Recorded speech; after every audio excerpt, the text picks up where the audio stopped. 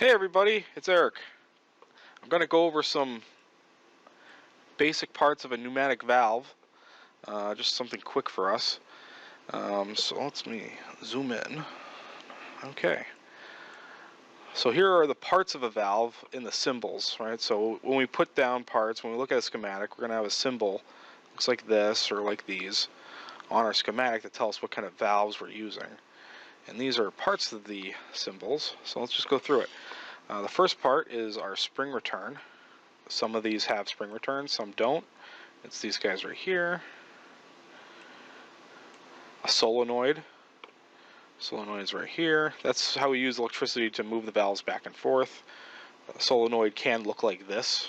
There's a whole bunch of different shape factors that come with this. Different companies have different shapes for their and makes for their solenoids. This is a Festo one. We have a few Festo solenoids around the room we can look at too. We have an exhaust port. Our valves all have exhaust ports on them. So here's an example that I put together. It's got an exhaust point here. This is an exhaust point. Exhaust. And on these exhausts, we put mufflers just to cut down on noise. And these just screw right into the bottom of the exhaust holes, like this. And also, one of the most important parts of the whole valve is the position symbol. It looks pretty basic and Spartan, but what we're looking at is air coming through this way, no air here. And we can see that through these examples here. Now, what a position is it just shows you what it's going to do, where the air is going to go, where the air is not going to go when a thing is actuated.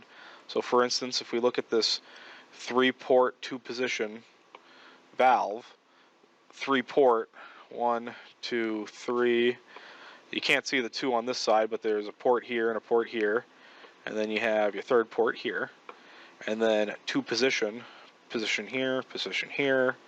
You can kind of see it drawn out here. And what happens is when this whole section is not charged, so if the solenoid isn't on, the spring return is going to have this position run.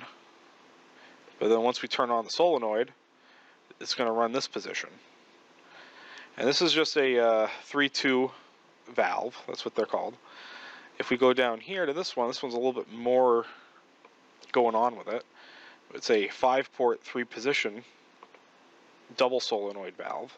It's got 2 solenoids here, and we have 3 positions. The center position, which is what it starts on, it has no connecting lines, which means that it's not going to let any air through. But when we turn on this solenoid, we have air coming through our port here, coming out this way, and then air coming from a source here, coming out the exhaust.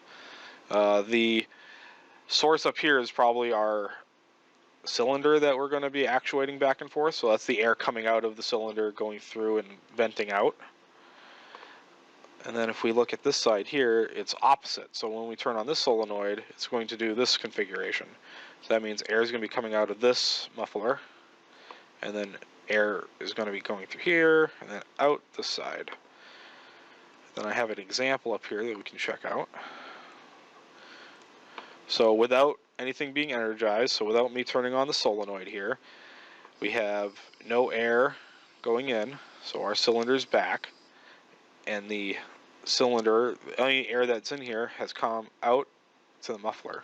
But when I energize it, we can see that it switches. So you have air now traveling through here, through this line, up through our tube, going into our cylinder. And because it doesn't have a return here for the cylinder, it's just blocking off our exit. But when I turn it back, we have the spring here, so I let go of it. The spring pushes it back and it lets the air out of the bottom of the cylinder, through the exhaust, and out the muffler.